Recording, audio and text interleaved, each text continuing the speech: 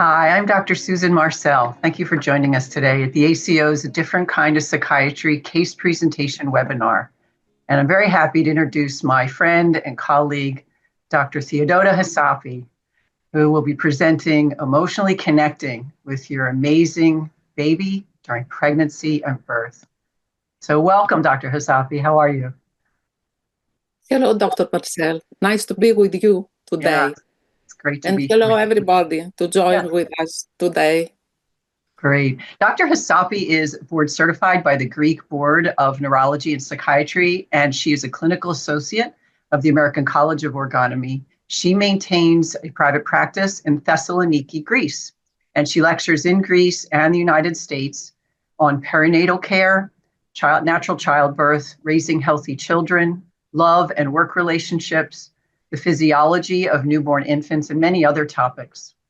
So before we start, I just want to let our audience know that if you have a question, you can put it in the Q&A down at the bottom of your screen, and we will get to your questions at the end of the presentation.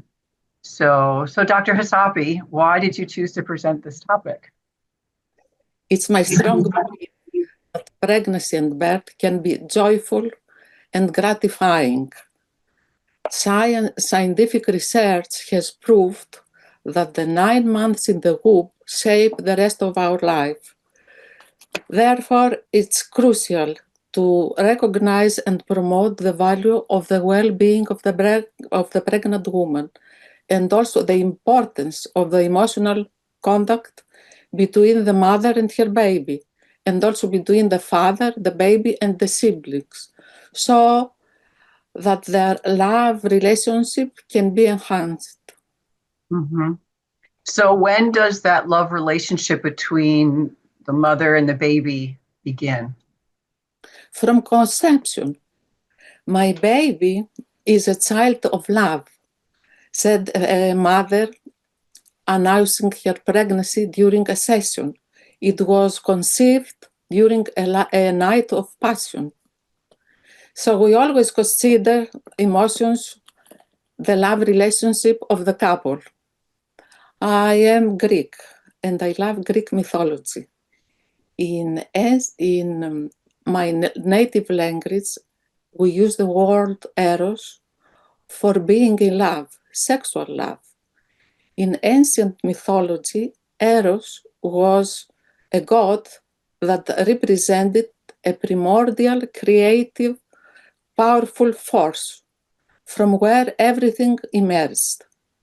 In ancient Greek mythology, in the beginning, it was night. And from the night emerged chaos and Eros. And Eros mastered everything and made them unite, the living and the non-living. So from this union, the earth, the living things, and also the human beings were created.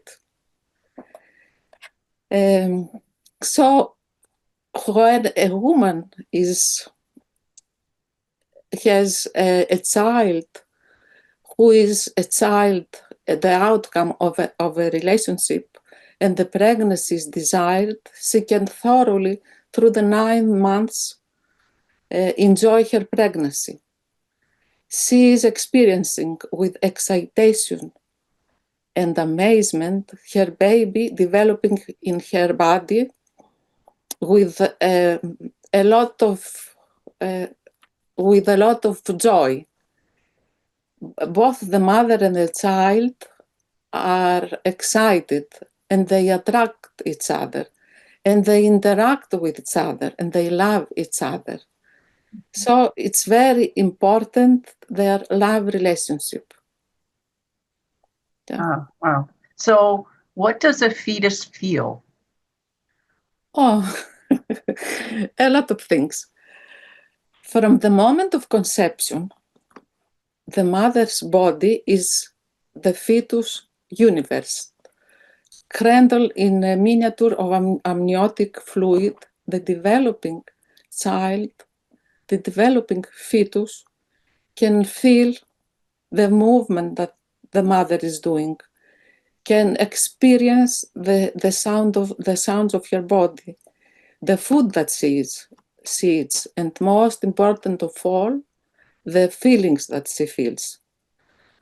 Modern technology, observations of premature infants who survived early delivery, and also psychotherapy reveal their capacities, their behaviors, their facial expressions. Fetuses are conscious, they can learn, they remember, they dream, and most important of all, they have the capacity to love. Modern ultrasound documentation has showed expressions on their faces. They are content, they are annoyed, they feel pleasure, they feel pain, and also they revealed there are behaviors.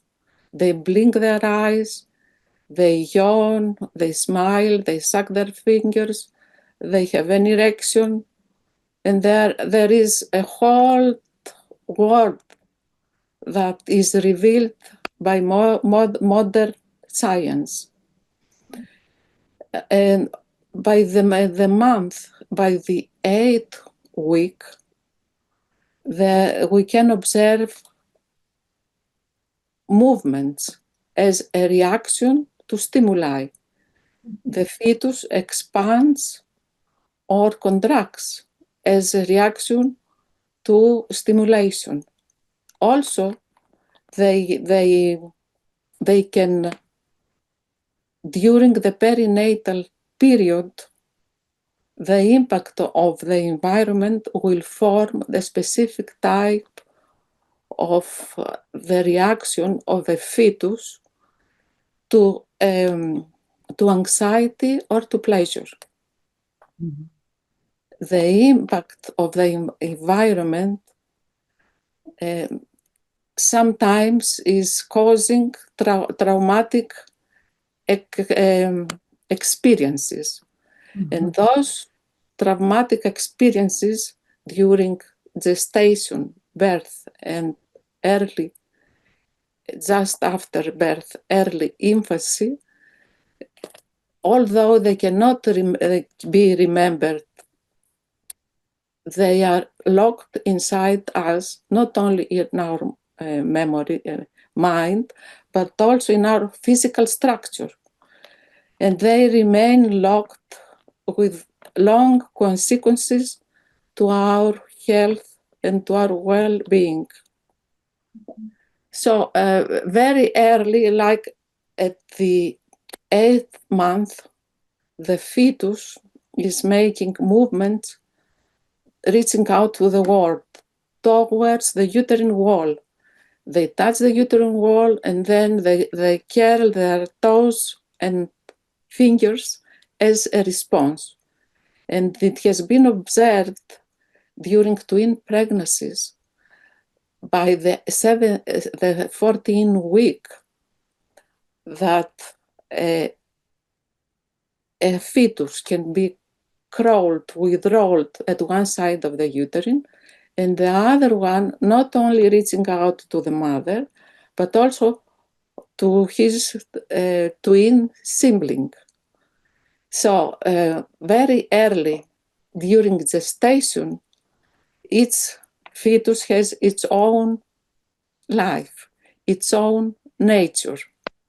And we can observe these behaviors, and there is a continuation from behaviors in the uterine and also after birth. Mm-hmm. So the fetuses can feel the mother's feelings, react to them. They respond to her excitation or to the excitation from the environment. They like listening to music, and they prefer classical music to rock music. They can react by immobilization or by overactivity. And the mother is capable of understanding and feeling how her baby feels. and there is a constant interaction between them. Also, the fetus can feel if he is rejected or if the mother is looking forward to have a baby. And it was found that if the mother has a good contact with her baby and they both undergone disasters like a war or an earthquake or an accident, they can cope and recover because the contact that they have help them in their emotional states. In contrast, fetuses that are rejected by their mother seem to have psychological problems during the rest of their lives. Mm. Wow. So have you ever treated a woman who didn't desire her baby? Yes, many times. Many times. It's very often for a woman to feel that way. It's for some period during her pregnancy. Mm-hmm. Wow. So I'm going to share with you Anna's story. Anna. Mm-hmm. Anna started medical organ therapy in her early 20s because of anxiety attacks and difficulty in speaking up and asserting herself. At that time, she had just received her college degree, and he had started a love relationship with a man she called hot-tempered. Medical organ therapy helped her to cope with the difficulties of this transitional time, and free of panic attacks, she found she was capable to find a good job and start a very promising career. And at the same time, she was enjoying her love relationship with John, the man of her dreams, as she called him. So 1 year later, she discontinued therapy. And after a period of 2 years, I received a telephone call from her. And she said that she was excited and happy to be pregnant. And although it was an unexpected pregnancy and felt too soon for her, she was happy that she was moving in with John to live with him and start a family with him. I wished her all the best. She was in her 5th month when she called me on the phone and requested a session, an emergency session. She sounded anxious and under a lot of strain. They are back, she said in a low, harsh voice. The panic attacks came back. They wake me up during the night and my days are awful. I spent most of my time in bed, feeling nauseous and dizzy. So next day she was entering my office. I was shocked by her looks. Anna was not anymore the pretty, lively woman I knew. She was in a very bad shape. She looked exhausted, pale, with dark circles around her eyes.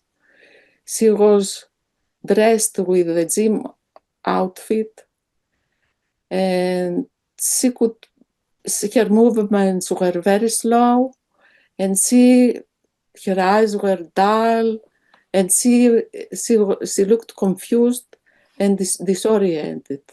She whispered a greeting, looked around as if she didn't know where to go, and I had to guide her to the treatment room. She lay on the couch and her body was immobilized.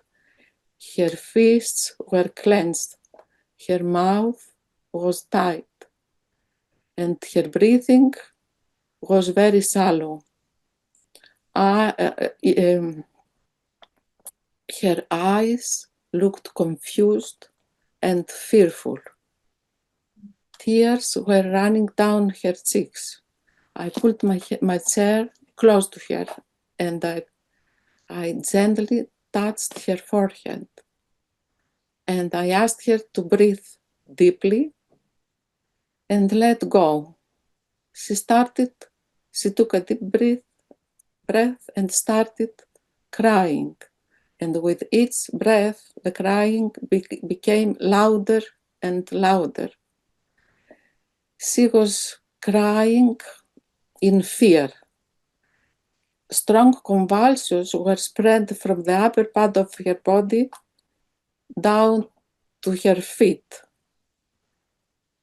Now she was sobbing. She was sobbing in desperation and helplessness. And these expressions of fear, desperation, and helplessness lasted for a while. And after that, she felt some relief, and her breathing was better. Then she took a deep breath, raised her hands up, and started praying. Oh, my Lord, take my baby in your hands. Holy Mary, please, I beg you, you are the mother of Jesus Christ. You care and love for all children of the world. Please take in your arms my baby.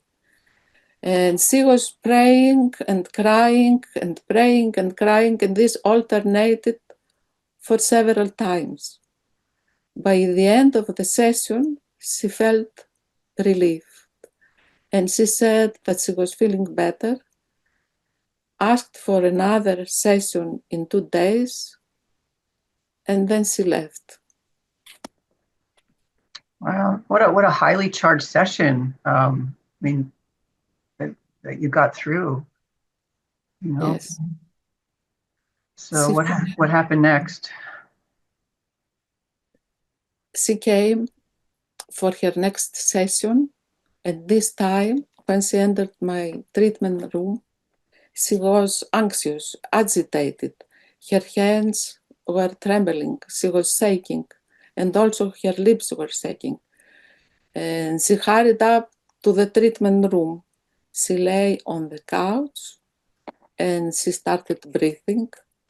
And it was almost the same session. She was praying to the Lord to take her child, and she was crying in desperation and helplessness and sadness. And after she had expressed all these feelings by the end of the session, she felt relieved and her breathing was better. And she looked at me and her eyes were sad. So she asked for another session in a week. And as soon as she stood up to leave the treatment room, she grabbed my hands, looked me in the eyes, and said in a firm, loud voice, I don't want this child. And she rushed to leave. Wow. So that was her second session. Right. She was able to express her feelings. Yes. And then she was able to make contact with her not wanting to have the baby. And she was able to admit it. I know that many women have these thoughts or these desires at some point at their pregnancy. Yeah. Yes. But it's very difficult to admit it, even to themselves. Mm-hmm. But for her, finding a place where she felt free to express herself and where she trusted me and she didn't feel criticized, and she also didn't feel that I was judging her. So she felt comfortable to express it. Yeah, I admire her courage for her to be able to admit that outwardly. She clearly trusted you. Yes. Yeah. So then what happened next? So when she came for her next session, she entered my office and I noticed that she had put some makeup on her. And she walked in a decisive firm stride. And she headed up to the treatment room. She lay down and she said in a low voice, "I don't want this baby." I asked her to say it louder, to take a deep breath and start expressing this. So she started saying, "I don't want this baby," with many different expressions. "I don't want this baby in desperation, in fear, in helplessness, in begging the Lord to take her baby." And in a while, her voice turned to be angry. She was so angry to express, "I don't want this baby," so that she hit and kicked the couch again and again, and her voice was up on her lungs, and the room was filled with her rage.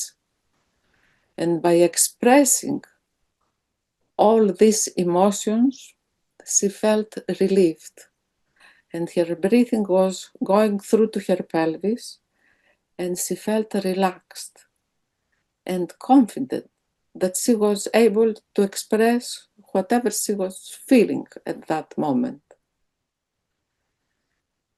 So she took some deep, more breaths, and suddenly she stopped. She looked at me in surprise, and with excitement she said, "It's moving, it's moving, my baby is moving, I can feel it. It's like a quivering, a butterfly." And she was all excited to feel it. She touched her belly and she said, here again, I can feel it. Is moving, my baby is moving." "Well, your baby is greeting you. He says, 'Hello, Mom.'" I said here with an emphasis.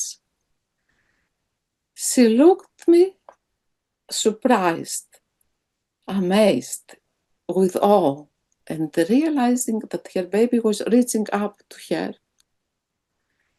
she started talking to him.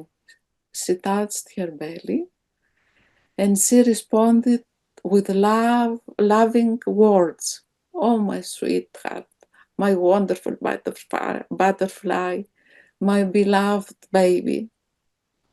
And as long as she was keeping breathing deeply and making emotional contact with her baby, I took some deep breaths with her. I was feeling relieved. I was feeling that it was a magical moment for her and me. And I was thrilled to see that she was connecting with her baby.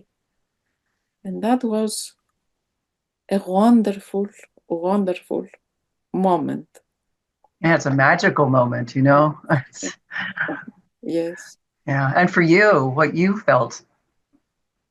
I felt thrilled. I felt satisfied, and I knew that this is going to be a turning point in her life, and also a huge change in her therapy. And I was very, very satisfied. Mm-hmm. So she left with a smile in her face. Her face was red, her eyes were bright, and she was lively when she left. Yeah. And then what happened? A lot of changes happened. Yeah, yeah. So when she came for her next session, I was pleasantly surprised. I was stunned to see the old Anna that I knew before. She was wearing an elegant, feminine, pregnancy dress. Mm-hmm. And she was alive and she looked happy and she greeted me with a smile. She even showed me her dress by making a trail. And I, I made this comment, what a wonderful mother you are. Mm-hmm. She smiled and she went in the treatment room and she lay on the couch. She took some deep breaths and she said that her week was a good week. She was able to sleep well, to eat well, and there were no panic attacks. She even went shopping and she just felt happy. A complete turnaround from A turnaround, the yes. beginning. Yeah. Very, very easily. Yeah. Wow. And then she said that the moment that I felt my baby moving, I felt a wave of love from my heart spread all over my body. And when you said that your baby is greeting you, hello, mom, I felt, oh, I am his mom and he is my baby. And that's wonderful. It's so wonderful to be a mom, to love, to care for the baby, to be happy, to enjoy pregnancy, to enjoy the baby. And she was smiling and she was laughing and she really felt happy. Then she put her hands on her belly and said, sometimes I feel like there is a stove in my baby, in my belly that radiates warmth and love and strength. And at that time, I feel strong enough to cope with the troubles, with difficulties in my life. Ready to talk, I teased her because she was aware that, about her difficulty to speak up and to talk. Sure, sure. and she nodded yes.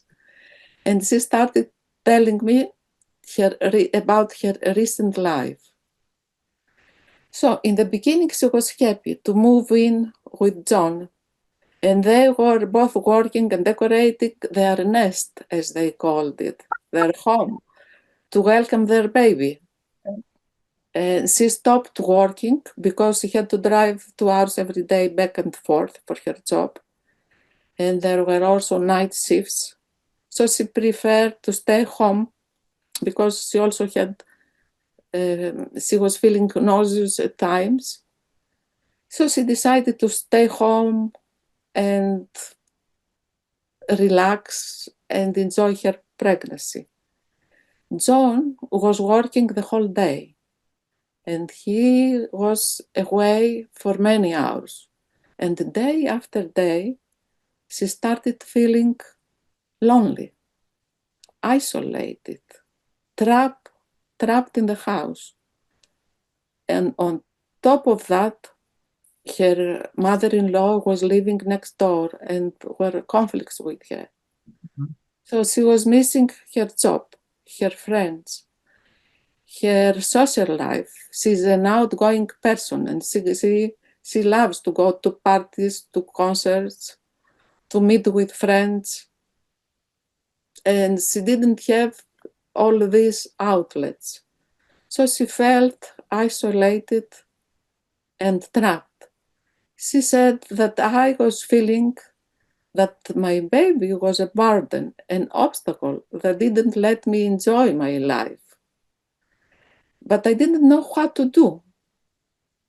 So I felt trapped. Now, she said, my baby is giving me the strength at least to talk to you, she said. And Wow. I asked her, did you talk to John about all these feelings? She said, no, but I'm going to. I'm certain that we'll sort things out. And she touched her belly and she said, now we are the two of us. So we can figure things out. Mm-hmm. So at that time, she felt very confident. What an Very, amazing, how amazing the transformation over just those few sessions. yes, right. It was, when she first came, she was in a state of a big contraction, Contraction. Yeah. contraction, and she needed to express her repressed feelings, and by expressing them, she was capable then to relax and make contact with her baby, and that make a huge change. Sure. Sure. Yeah. So during this session, in the end, she felt worried. She said, yesterday I had a difficult day and my baby didn't move at all. Should I worry? She asked me. Oh, your baby may had a difficult day too, I replied, and he went to sleep. Let's wake him up. So I asked her to lay on the couch, put her hands on her belly, and gently tap on one side and call his name. At that time, she knew that he was a boy and his name was Chris. So she tapped gently one side of her belly. There was no response. Another tap, no response. And then she tapped again and she said, hey, Chris, wake up. Your mom is calling you. So the baby replied with a vigorous movement that thrilled her. And at that time, she felt exhilarated, very self-confidence, and very strong. So I asked her to do this every day with John. So John and Anna could tap the belly and call their baby. And Chris was responding with vigorous movement that thrilled them. They sang and talked to Chris, and Chris soon became part of the family. And they developed a very lively relationship because Chris was very active in responding. And sometimes during the sessions, I had the impression that I was treating not only Anna, but also Chris. Oh. Because, for example, one time she said, yesterday we went to a concert and I didn't like it because the music was very loud, but John enjoyed it. And I think that Chris liked it. And I think that he was also dancing with the music, but I'm not so sure. Then Chris kicked her belly and she said, oh, he liked it. He's telling me that he liked it. So it was amazing because in another session, she may say, oh, here is a kick. Chris is reminding me that I need to tell you that. And all these kind of interactions. So Anna and Chris had a very active, alive relationship. They were living all the time together, loving each other, responding to each other, reacting to each other. And it was wonderful to watch her session after session to solve her problems. She was even capable of asking her boss to work part-time in the mornings. She was, she solved her conflict with her mother-in-law. She invited friends at home. She visited friends together with John. They were going to concerts, to restaurants, so that she had the life that she was missing before. The only thing that she had to do is to talk to John. He and John was very responsive and understanding, a very supportive environment for her, their love relationship. Right. Wow. So during one session, when she was making contact and she was enjoying her pregnancy and her interaction with Chris, I educated her about natural birth and breastfeeding. And I told her about the importance of being together with her baby immediately after birth. And she was able to understand it. And she decided to have a home birth with a low profile midwife. And she invited me to participate. So it was an amazing Wow. Wow. change for her. Yeah. All these processes. Wow. What an evolution. What a total transformation from when she first arrived at your office. So you went, she invited you to go to the home birth. Yes. Yeah. What was that So, like? so it was on a Saturday night, a winter Saturday night, that she called me and she said, my labor pains started.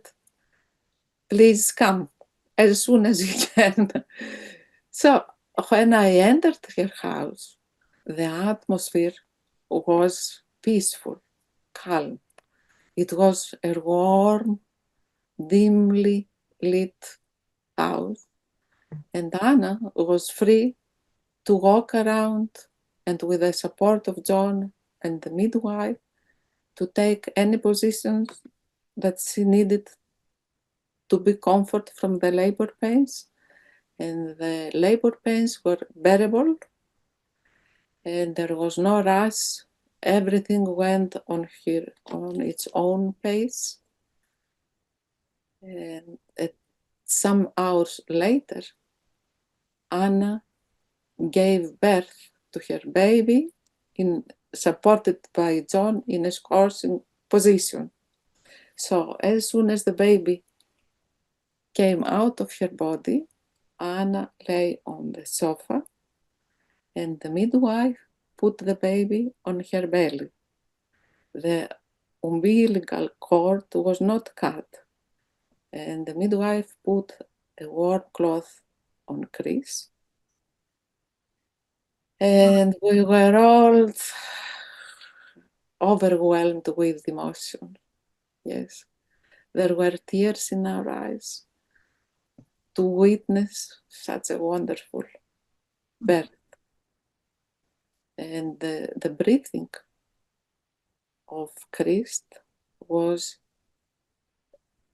gradually involved. He was taking oxygen from his mother, and at the same time he was breathing with his lungs.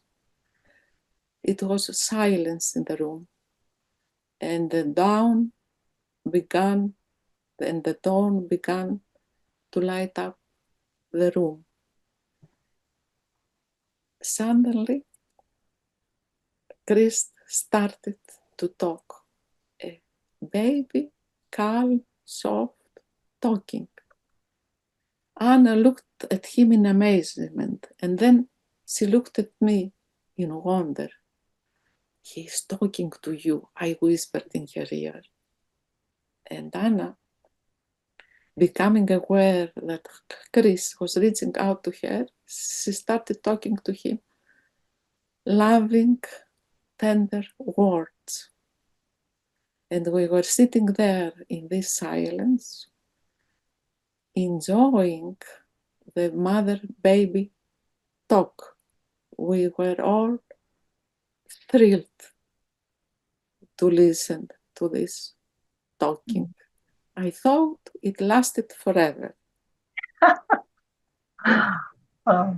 And then the midwife nodded to me, and I touched the umbilical cord. There was no pulse anymore. And then she nodded to the husband, to John, and he cut it. And Chris rested for a while, and then he started crawling to his mother's breast. And eventually, he found it, and the breastfeeding started, and the suckling started. Wow. Oh, that's amazing. Amazing. See, we think that the newborns are helpless little creatures, but when they are developed in a loving, relaxed mother, and they are born naturally, they can exhibit capacities that we are amazed to see. So this little baby was capable to initiate contact with his mother in the womb, and just after birth with his mother too. I remember that he kicked the first time that she felt her baby. Chris was initiating the contact, and then just after birth, Chris again initiated the contact. Mm-hmm. And remember that Anna has this difficulty to speak up and to talk. And yeah, isn't that's so ironic? Yeah, that she couldn't speak up, and Chris was speaking a lot, and she couldn't talk, but he could, and it brought her out of her shell in a way. Yeah, yes. Yeah. Beautiful. Yes. And how did you feel then? I felt satisfied, pleased. I don't know what words to find. Mm-hmm. Working with Anna was a wonderful journey for me, for both of us. I admired her liveliness, her capacity to make contact, her capacity to express her feelings. And it was wonderful to watch her solve all her problems, and from a helpless, desperate mother who didn't want her child to be a wonderful mother who was enjoying not only her pregnancy, but also her newly born Chris. And I also loved and I admired Chris because he was such a wonderful, expressive fetus. Yes. Sounds very healthy. Very healthy. Yeah. So is there anything else you want to share? We do have a couple questions. So anything else you want to share? I want to say a few more things. Yeah. This is very important. There is a time just after birth which is crucial, very important for the mother, baby, newborn attachment. And this time will never occur again. Just after birth, both the mother and the baby are alert. For the mother is the first minutes and the first hours after birth is a time where she's emotionally opened and she can perceive and react to her baby. And the newborn baby is at a stage of a high, he's very perceptive. He's at a stage of being quiet and alert, but very high perceptive. And the baby is capable to reach out to the mother or to the environment. And if they are both left undisturbed in a semi-dark, warm, comfortable environment, they can coordinate their movements so that the mother can hold the baby and the baby can reach out to her, find the nipple, and start suckling. It is as if there is a universal component that the mother and the baby have this capacity to communicate, to make emotional contact with each other. And videos taken from South Africa and New Guinea showed that this capacity is beyond upbringing, culture, education. Every woman and every newborn baby can do it. And it's very crucial to know that and support the emotional contact between the mother and the newborn baby just after birth. Mm-hmm. Yeah. Okay. Well, we have a couple of questions. We have a couple more minutes, so we could answer some of these. So one question one of our audience asks is, how do you handle first-time mothers who are scared about giving birth? Like what recommendations or what would you say to them? So if they are in medical organ therapy, I just work with their body, their holdings, and also with their character defenses. And what I recommend to them is just to make contact with their body, with their selves, and with their feelings, and express them, at least during their sessions. Okay. So another question is, how do we know that fetuses dream? I don't know exactly the paper or the publication, but observations of newborn babies, premature babies, who survived early delivery showed this capacity. Wow. And were any of your patients unable to breastfeed, or did they have any negative feelings about breastfeeding? I mean, do you have any experience with women who felt that way? Oh, there was this one woman who didn't want to breastfeed her baby, but I gave her all the knowledge about how important is to be with the baby just after birth. So the mother was immediately after birth with her baby, and she took the baby in her lap, and she made emotional contact with the eyes, with the touching, with all these things, and the baby started sulking. So she didn't intend to breastfeed the baby, but she ended up breastfeeding the baby. Wow. Wow. Great. Well, one other question. Is there any danger for a pregnant woman to express such anger in such a dramatic way? Is there any danger in doing that? our medical training and our training in medical ergonomy enables us to evaluate the physical and emotional condition of each therapy, of each patient, and judge if they can tolerate strong emotions or not. There is a misconception about medical organ therapy.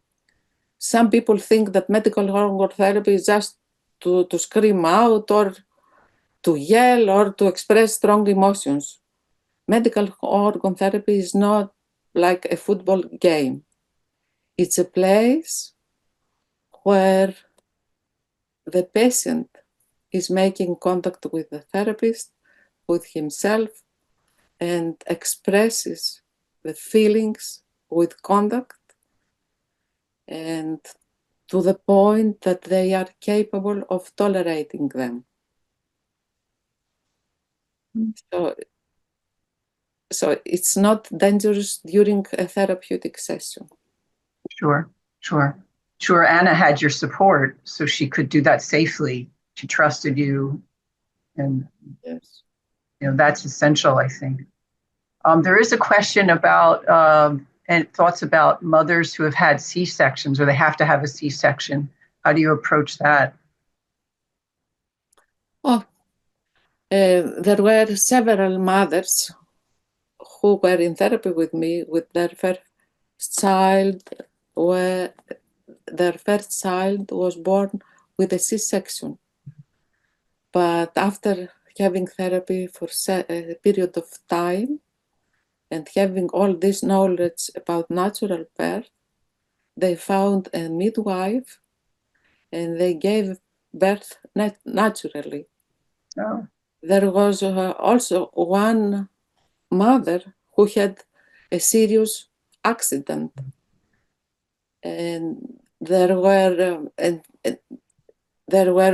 in her spine there were put metals to hold the spine together. Sure. So her obstetrician